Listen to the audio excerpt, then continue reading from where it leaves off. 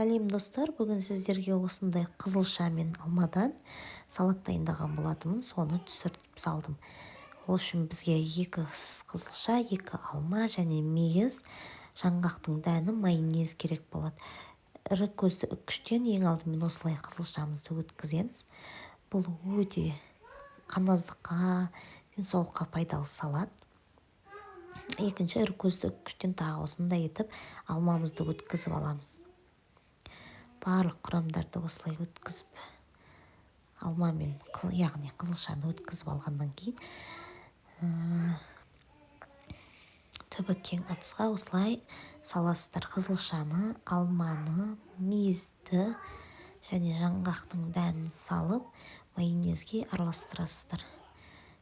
Йогуртпен араластырса да болады, кішкене маймен араластырса да болады.